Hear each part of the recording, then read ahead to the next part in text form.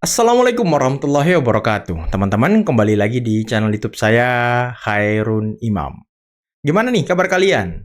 Semoga kita semua selalu diberi kesehatan, kemudahan, dan juga limpahan rezeki dari Yang Maha Kuasa, teman-teman ya. Nah, di video kali ini kita akan menyaksikan sebuah tayangan di mana kalau kalian ingat beberapa hari yang lalu Presiden Prabowo Subianto sempat mengundang beberapa tokoh oposisi untuk berdiskusi mengenai Indonesia. Dan ada hal yang mereka usulkan termasuk dari Abraham Samad, Said Didu, dan kawan-kawannya. Mereka mengusulkan agar mereformasi full institusi Polri, termasuk mengganti Kapolri. Tapi ternyata usulan mereka ini langsung ditepis oleh Ketua Komisi 3 DPR RI, yakni Bang Habibur Rahman. Dan dia sedikit mempermalukan Abraham Samad dan kawan-kawan, teman-teman. Waduh. Selain itu, saya juga punya tayangan di mana Mas Wapres Gibran ketika meninjau lokasi bencana di salah satu daerah di Jawa Barat kalau nggak salah ya, beliau menunjukkan sebuah adab yang sangat luar biasa. Kita lagi-lagi dipertontonkan oleh seorang pemimpin yang sangat menghormati rakyatnya, teman-teman. Nanti kita simak seperti apa videonya ya, karena ini sangat viral di media sosial sebelah. Nah, terakhir, kita akan menyaksikan sebuah analisis mengenai seperti apa nasib Rolls-Royce CS ketika sidang ijazah dimulai. Dan ada juga debat panas antara Bung Rasman dan juga Roy Suryo.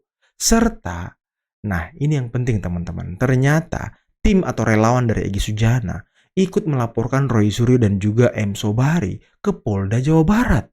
Mungkin agar cepat gitu ya kasusnya diproses, karena di Polda Metro kasus sudah menumpuk, teman-teman. Nah, kita berharap Roy CS dikandangin di Polda Jawa Barat. Nah, sebelum kita mulai videonya, jangan lupa like, subscribe, dan share. Dan tanpa perlu berlama-lama lagi, mari kita mulai videonya berikut ini. Hadir di pertemuan itu, kelihatannya memang semua mengusulkan untuk dilakukan reformasi kepolisian secara total dengan mengganti Kapolri. Itu yang ada di Polri. Pernyataan tokoh oposisi soal pergantian Kapolri salah kaprah. Pernyataan tokoh oposisi Abraham Samad dan rekan-rekannya pada Presiden Prabowo, jika reformasi kepolisian baru bisa dinyatakan ada jika Kapolri diganti, adalah pernyataan yang salah kaprah. Cukup aneh ketika banyak pihak berbicara berdasarkan kajian ilmiah soal reformasi kultural dan institusional. Orang-orang ini justru datang dengan usul terkait personal. Usulan mereka sangat tendensius, terkesan subjektif, dan bersudut pandang sangat sempit. Wow. Kita paham sekali reformasi di bidang apapun tidak bisa disandarkan hanya pada persoalan suka atau tidak suka bersifat personal. Terlebih, Kapolri Listio Sigit Prabowo justru sosok yang selama ini terdepan dalam mempercepat reformasi Polri. Data di Komisi 3 menunjukkan bahwa sejak beliau memimpin 2021, represivitas Polri menurun drastis. Polri juga tercatat sebagai institusi mitra Komisi 3 yang paling responsif terhadap pengaduan masyarakat. Yang jelas, pergantian Kapolri adalah kewenangan konstitusional Presiden yang seharusnya tidak diintervensi oleh tokoh-tokoh oposisi tersebut. Betul. Boleh saja mereka berbeda kepentingan soal politik, tetapi janganlah memberikan tekanan yang salah kaprah pada Presiden, karena justru bisa melemahkan negara kita. Saya paham sekali karakter Presiden Prabowo yang tidak suka berbicara soal personal ketika membahas hal yang bersifat institusional. Selain itu, beliau juga tidak suka dengan gaya menjelek-jelekan orang lain di depan beliau. Nah, ayo kita satukan langkah, kita bulatkan tekad, kita dukung reformasi Polri secara kultural. Tapi bahaya kok luar biasa. Bareng kuda ke Pak Wapres. Suami Mbak, nggih. Suami. Waduh. Iya, makanya harus beda. Nanti yang bangun kan pemerintah. Pak Gubernur udah komitmen. Luar biasa Mas Wapres ya. Duduk sama rendah, teman-teman. Duduk sama rendah dengan rakyat. Emang pasangan ini Prabowo Gibran udah sangat ideal, teman-teman. Wah, luar biasa. Pak Prabowo juga begitu ketika beliau meninjau banjir beberapa waktu yang lalu, ya kan. Beliau basah-basahan juga, duduk di rumah warga. Emang luar biasa loh. Jadi kemarin kan sudah ada isu-isu tuh kalau katanya ada beberapa partai yang mendukung Pak Prabowo di tahun 2009 tapi Gibrannya tidak diikutkan gitu, ya kan. Waduh. Kalau saya pikir pasangan yang paling ideal saat ini adalah Prabowo dan Gibran. Entah itu periode sekarang maupun periode berikutnya. Kalau kalian setuju dengan apa yang saya katakan, ya silahkan kalian komen di bawah, teman-teman ya. Dipaksakan untuk kembali ke sana, mohon. Ini tanahnya masih bergerak, bahaya sekali. Itu bisa, mohon maaf, kapan saja roboh. Jadi kita ingin yang nomor satu keselamatan Bapak Ibu semua. Apalagi di sini ada anak-anak kecil nih, banyak sekali. Ada lansia, hati-hati sekali. Ada ibu hamil, hati-hati sekali. Jangan memaksakan diri untuk kembali ke atas. Segera kita maksimalkan penanganan bencananya. Beliau luar biasa loh. Juga nanti akan disediakan tempat baru, hunian baru di lokasi yang lebih aman. Wah, luar biasa Mas Wapres loh. Pemimpin muda yang bisa memposisikan Bang dirinya, Rasman, begini, teman-teman. Anda dalam sebuah acara TV juga pernah bilang, sorry saya harus salah dulu, karena Anda dalam sebuah acara TV bilang bahwa Pak Jokowi sudah menutup pintu maaf untuk 6 tersangka yang lain. Artinya Pak Jokowi Anda bisa bilang sudah siap untuk proses peradilan terhadap mereka-mereka yang masih tersangka ini. Kita nggak butuh maafnya. Yes. Ini saya tegaskan lagi. Kemarin siang saya berkomunikasi dengan Solo. Jadi maksud saya begini. Spesifiknya siapa nih? Solo Spesifiknya itu siapa nih? banyak orang loh Solo itu. Gini. Kemarin sore Pak Jokowi lewat ajudan beliau, Adinda Syarif, sudah menyatakan bahwa menutup pintu kepada RRT, Roy Rismond Tifa, untuk restoratif justice. Siapa yang mau Belakangan setelah tadi malam ada perdebatan, dilihat dan dievaluasi, tidak ada niat baik, bahkan makin menjadi-jadi. Bahkan ada satu pikiran seolah-olah kalau nanti Pak Jokowi membuka ruang untuk mediasi atau restoratif justice, maka digambarkan seolah-olah seorang Pak Jokowi ini takut di persidangan. Iyalah, Maka kemarin setelah 11 malam disepakati bahwa close untuk ke-6-6-nya. Ayo kita bertempur Close untuk semuanya. mencari kebenaran materi. Maka saya minta Mas Roy, kalian tidak usah masuk ke MK. Lanjut di peradilan Loh, itu hak untuk kami. membuktikan fakta yang kalian ingin Siapa buktikan. bisa ngelarang-larang? Apakah itu ada Pak Jokowi palsu? Karena kau Tidak, takut kira-kira kan. begitu. Ngomong aja Roy kalau Ke takut. MK, ke Komnas, tapi sekali lagi ya, Bang Tifal dan seluruh pemirsa Kompas TV, tidak ada yang mau minta maaf ke sana. Itu ngarep.com, dia berdoa seolah-olah kami takut dan mantan. Nggak ada, dan kami tidak butuh maafnya. Bentar, nggak usah kau ngomong-ngomong seolah-olah hebat, nggak usah. Buktinya kau itu takut di pengadilan, takut masuk bui.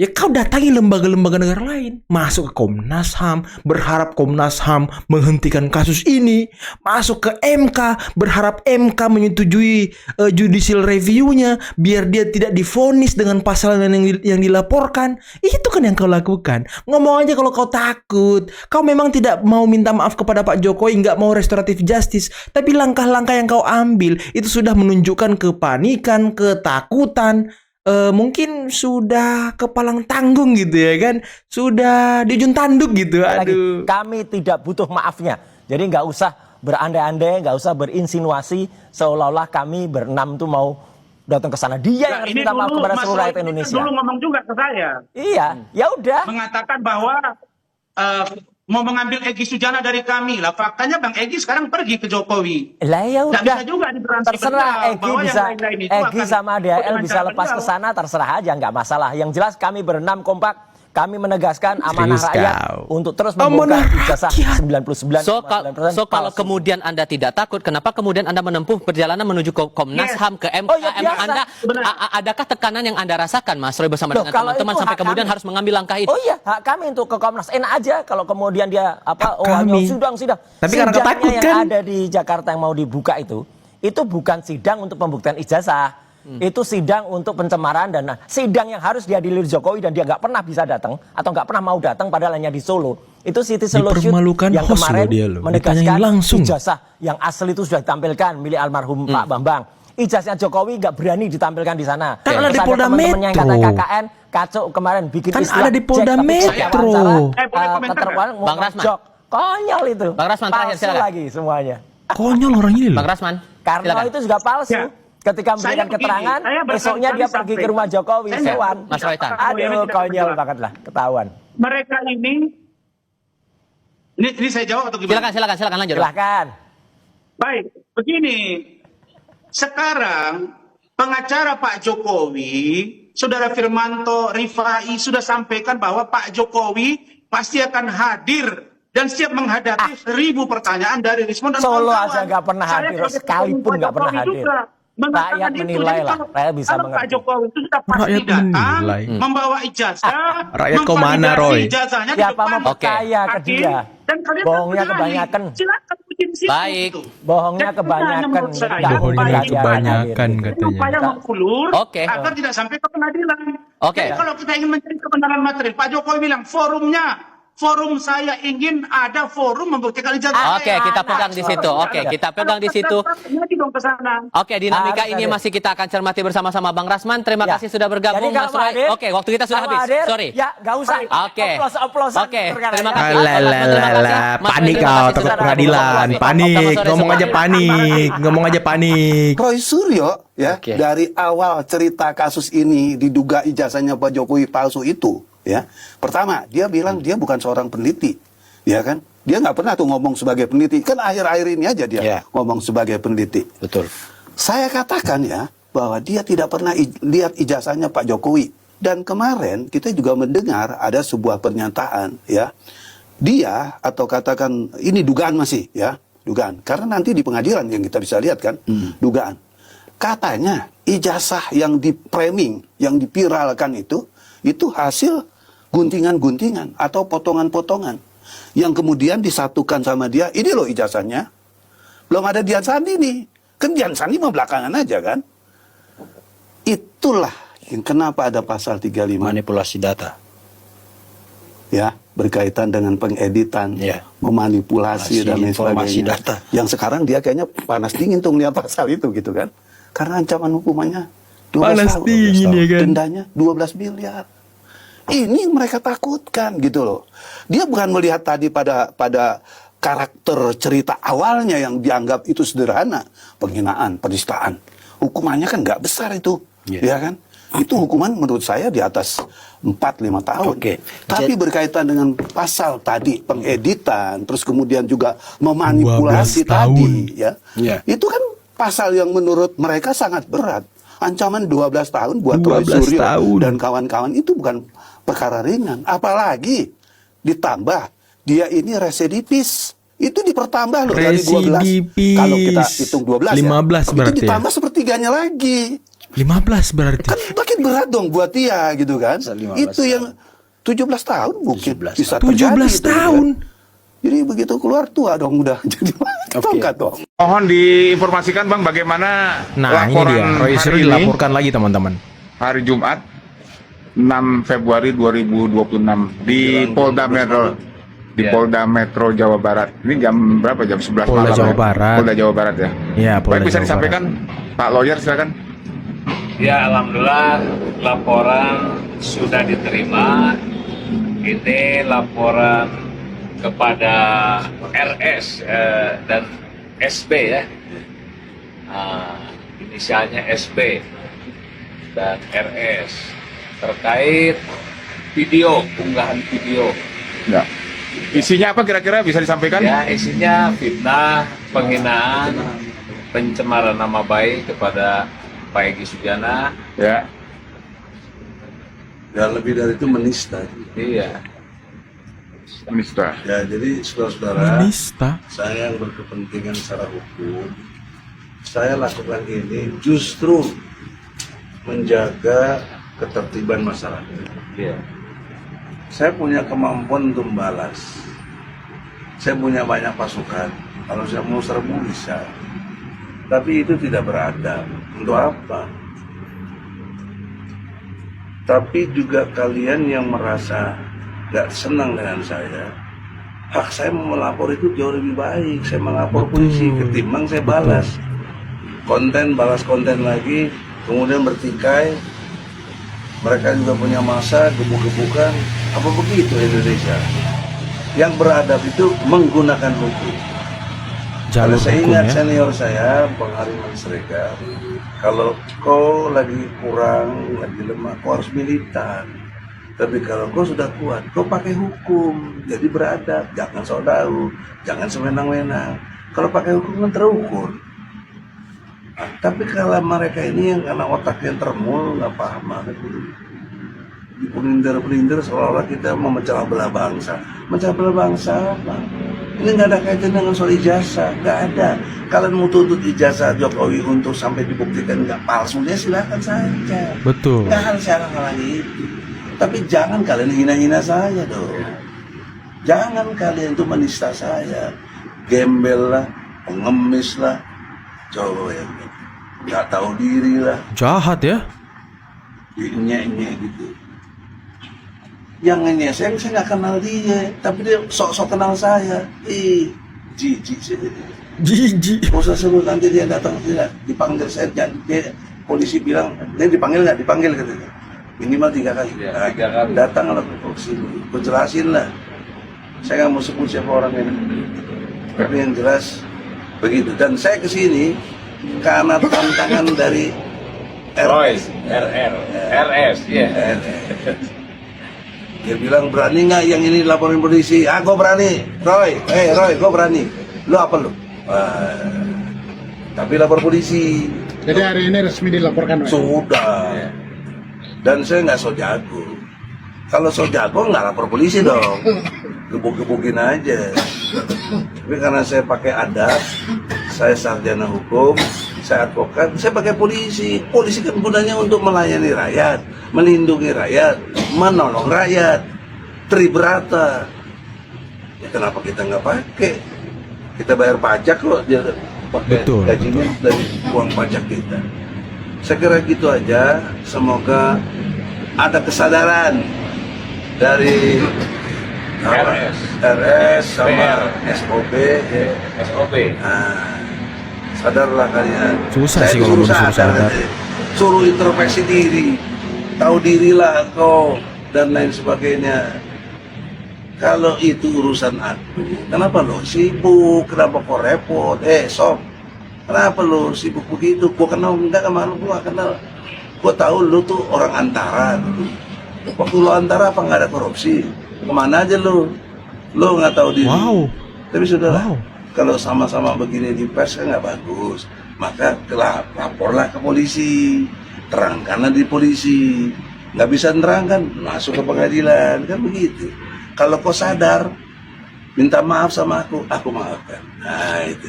Jadi begini Mar, isunya yang cukup kuat ya. Ini tiba-tiba rame dibicarakan bahwa Pak Prabowo, ya konon katanya mau menarik Pak Jokowi sebagai one team press. Tentu ini suatu kehormatan ya. Betul. Bagi Pak Jokowi tentunya, dan alasan Pak Prabowo jika itu benar, ya kan, itu sangat masuk akal, ya kan, karena memang pertama kursi one team press sekarang kosong, padahal menurut konstitusi harus ada one team press. Nah, beredar kabar, ya kan, one team press itu akan diberikan kepada Pak Jokowi.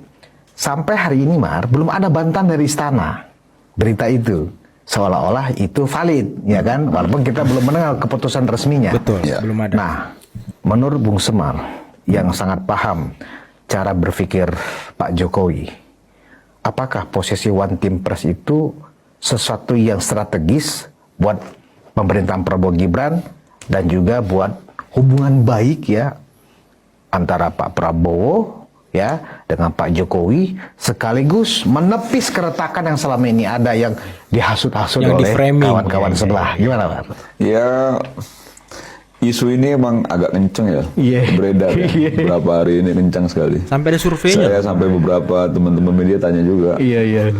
bener nggak sih Bang, ada ini soalnya berita besar. Jadi kalau udah urusannya Pak Jokowi jadi berita besar. Berita besar. Apalagi banyak juga tokoh-tokoh partai ya, kan sudah mulai genit-genit. Iya. Sudah mulai coba untuk pasangannya Pak Prabowo nanti nggak usah Mas Gibran lagi. Iya. Terus ketika ada wacana ini mulai ketar-ketir juga. Kok barang ini malah masuk? Mulai stres ya kan? Jadi sesuatu yang memang kita melihatnya apa ya? Ini seru sih ya. Seru ya. Seru. Dan menurut saya kalau ditanya soal Pak Jokowi bagaimana melihat posisinya ya sekarang ini di pemerintahan, di negara. Berkali-kali kita sampaikan Pak Prabowo itu kan bestinya Pak Jokowi. Besti, sahabat baik. Jadi jangan dilihat pertarungan 2014-2019 saja. Tapi dari beliau didukung waktu jadi gubernur kan juga sudah dari Gerindra ya. Dan Hasim juga kan sudah dekat sama Pak Jokowi kan sebelum itu. Betul. Jadi memang punya sejarah juga panjang itu. Bahwa akhirnya ada pertarungan 14, 19 gitu ya, yang akhirnya bergabung kembali di 19 sampai 2024 dan Pak Jokowi akhirnya merasa memang itu kalau hubungan pacaran itu orang kan kadang putus nyambung. Ini nyambung terus ya? Enggak. Jadi kalau misalnya dia pernah pacaran nyambung, putus nyambung, itu biasanya awet hubungan. Awet. Bisa sampai nikah gitu. Nih kok kasih tahu nih termul nih. Biasanya yang putus nyambung malah bisa sampai nikah. Bagus nih, kalau bagus putus nggak nyambung lagi, ya berarti memang selesai sudah. Karena sebenarnya dasarnya memang saling sayang tuh. Oke teman-teman, itulah tadi beberapa video yang bisa kita simak, yang bisa kita saksikan pada kesempatan kali ini. Dan gimana menurut kalian tentang isu besar yang mengatakan bahwa Pak Jokowi diduga akan diangkat menjadi one team press-nya Pak Prabowo. Dan ini membuat banyak partai makin ketar-ketir sepertinya teman-teman. Mungkin mereka mengira Pak Jokowi sudah usai, Pak Jokowi sudah selesai, beliau sudah ada di Solo, beliau tidak pernah lagi ada di pemerintahan. Tapi tiba-tiba ketika isu one team press ini muncul, mereka makin kebakaran sepertinya teman-teman. Karena kan partai-partai kemarin banyak yang mengatakan bahwa ya mereka mendukung Pak Prabowo di 2029, tapi mungkin tidak dengan Gibran gitu. Persoalan wakil ya kita bicarakan lagi. Waduh. Tapi kalau Pak Jokowi jadi one team press, wah selesai sudah teman-teman. Selesai. Apalagi kemarin ketika di video saya sebelumnya, ada salah satu survei yang mengatakan bahwa masyarakat lebih memilih Pak Jokowi untuk menjadi one team press ketimbang SBY, ketimbang Pak Ma'ruf Amin, ketimbang Luhut Binsar Panjaitan, dan beberapa nama besar lainnya. Dan ini nilainya cukup luar biasa, di atas 70% kalau nggak salah teman-teman. Ya sesuai dengan approval rating dari Pak Jokowi ya kan, yang masih dicintai oleh rakyat teman-teman. Dan memang ketika Pak Jokowi menjadi one team press ini sepertinya kuda-kuda Pak Prabowo makin kuat lagi. Dan ya seperti kita dengarkan Abraham Samad ya kan, Said Didu, Refli Harun yang katanya mau membuang Pak Jokowi ke luar negeri ya semakin gigit jari, semakin tidak mendapatkan posisi yang baik di pemerintahan. Apalagi mungkin mereka mau masuk ke pemerintahan Pak Jokowi, Pak Prabowo gitu ya kan, mau cari muka gitu. Aduh, cari muka. Mungkin butuh jabatan juga kali ya, mungkin izin ya kan. Dan tadi Egy Sujana ternyata melaporkan Roy Suryo dan Sobari ke Polda Jawa Barat. Apakah di Metro Jaya ini sudah penuh sesak dengan laporan? Makanya Egy Sujana melaporkan ke Jawa Barat agar kasus ini cepat ditindaklanjuti, cepat dibui orang ini teman-teman. Iya nggak sih? Gimana menurut kalian? Coba komen di bawah ya. Oke, mungkin cukup sekian dulu video kali ini. Jangan lupa like, subscribe, dan share videonya. Akhir kata, bila taufiq wal hidayah. Assalamualaikum warahmatullahi wabarakatuh. Bye-bye.